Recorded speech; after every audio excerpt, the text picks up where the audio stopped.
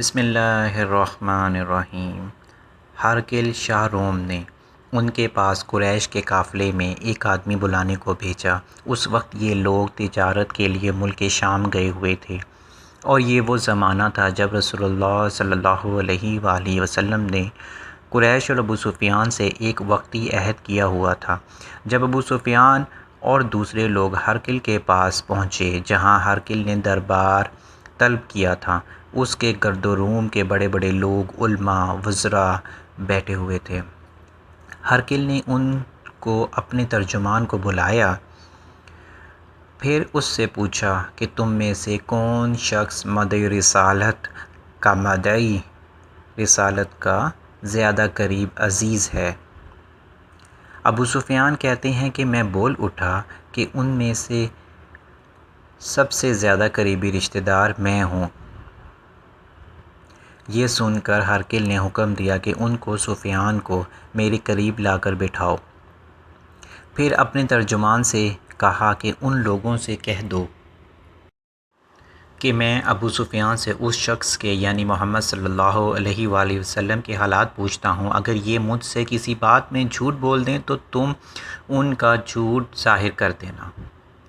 ابو سفیان کا قول ہے کہ اللہ کی قسم اگر مجھے یہ غیرت نہ آتی کہ یہ لوگ مجھ کو جھٹلائیں گے تو میں آپ صلی اللہ علیہ وآلہ وسلم کی نسبت ضرور غلط کوئی سے کام لیتا۔ خیر، پہلی بات جو ہرقل نے مجھ سے پوچھی وہ یہ کہ اس شخص کا خاندان تم لوگوں میں کیسا ہے؟ میں نے کہا وہ تو بڑے اونچے عالمی نسب والے ہیں۔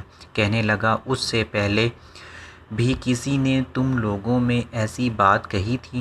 میں نے کہا نہیں۔ کہنے لگا اچھا، ان کے بڑوں میں کوئی بادشاہ ہوا ہے؟ میں نے کہا نہیں۔ پھر اس نے کہا بڑے لوگوں نے اس کی پیروی اختیار کی ہے یا کمزوروں نے؟ میں نے کہا نہیں، کمزوروں نے۔ پھر کہنے لگا اس کے تابعدار روز بڑھتے جاتے ہیں یا کوئی ساتھی پھر بھی جاتا ہے؟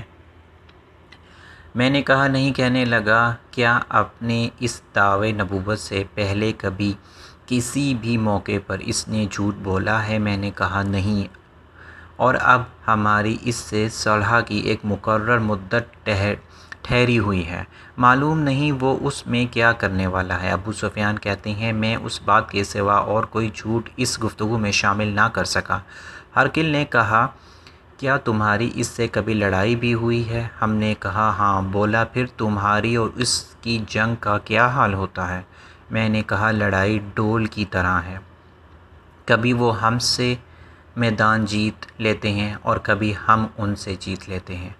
ہرقل نے پوچھا وہ تمہیں کس بات کا حکم دیتا ہے؟ میں نے کہا وہ کہتا ہے کہ صرف ایک اللہ ہی کی عبادت کرو، اس کا کسی کو شریک نہ بناؤ، اور اپنے باپ دادا کی باتیں چھوڑ دو، اور ہمیں نماز پڑھنے، سچ بولنے اور صلح رحمی سے رہنے کا حکم دیتا ہے۔